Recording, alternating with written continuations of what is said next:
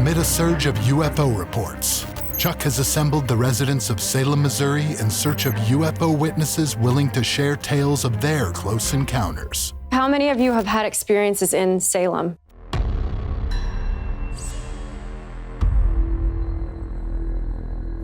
Go ahead. There's been an uptick in UFO sightings for the last 4 years. We live so close to an Army base that we're always hearing it's flares, it's war games. They're not going to tell you what really happened. Our own government, those are the ones I'm fearful of. Absolutely. Oh, yeah. No question. I think it's part of national security. They feel that they have a duty to keep things at rest. They've threatened whole families and stuff, and told them they better never put that out in the public. Do you guys ever fear for yourselves? I've had actual events where I've been followed during investigations. I'm not always sure by who, but we're not going to let any of that stuff stop us. One local witness, who wishes to remain anonymous, approaches Heather with what she claims is startling evidence of a close encounter in her own backyard.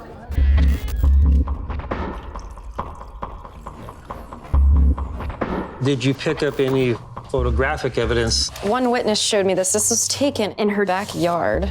She claims that a craft landed. I see you shaking your head, Dan. Do you know if that witness has any kids? Yes. So, to me, I look at this and I see this was a above-ground pool. I'm very suspect about all this, and I think me being skeptical actually makes me better when it comes to this type of investigation. Now, you know, as a kid, we had a 4-foot pool, and when we broke it down, there was no grass at all in the middle.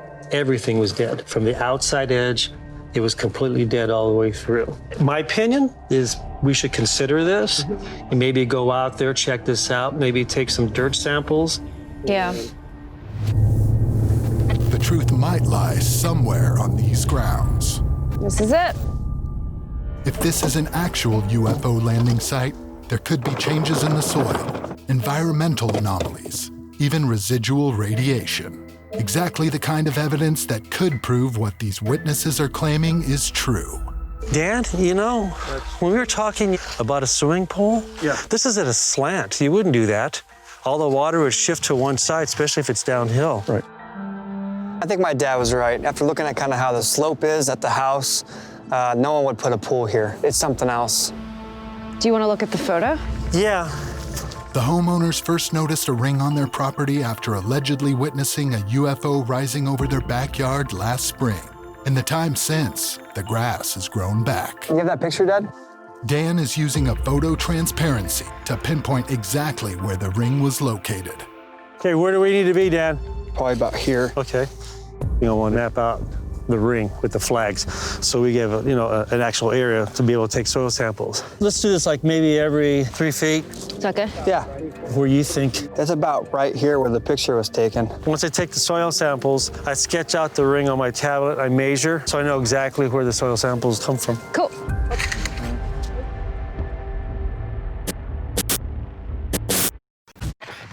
Hold up. Get it. Hold on a second, my camera went down. And sound, you can hear me, right? Was it both cameras that went down? All the batteries die immediately when they go near this circle.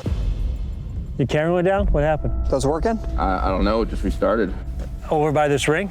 Yeah, as soon as I went to walk in it. Okay, you know what, give me a couple minutes. I'm gonna go grab my EMF meter, and I'm gonna see if we have a high EM field. You know, when electronic devices react in certain areas, that's a red flag that something's there. That actually drives me to do more tests. Because if something happened here, there will be residual energy, and that will affect our equipment. And that means that we could be closer to capturing tangible evidence. Do a baseline of the circle. Okay. I've got nothing here.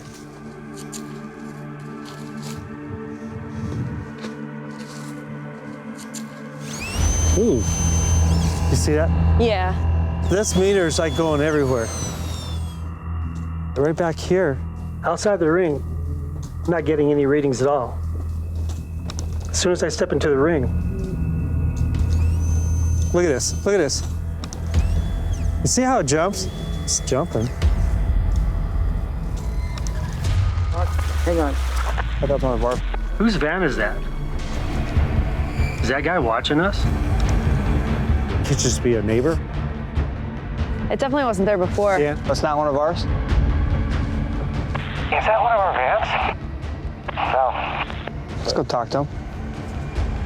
Copy that.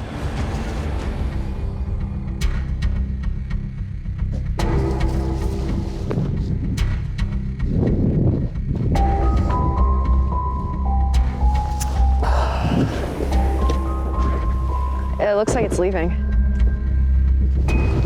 Dan scared him off? You see anything, Dan? No, they saw me walking up and they left. That was weird.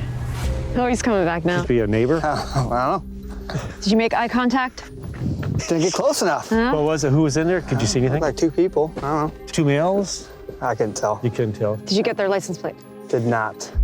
I can't say for sure who was in that van watching us. It could have been the government. But one of the reasons why the military or an entity within the government would be watching is because they could be running their own investigation, or they may want to know what I'm learning that they don't know. After pinpointing the location of an alleged UFO sighting, the team is collecting soil from the grounds. These samples will be tested for anomalies that could link this site to extraterrestrial activity. Okay, so we've got the soil samples. The problem is the EMF. I wasn't expecting that at all. We have an anomaly here. We have something. We really need to look at this.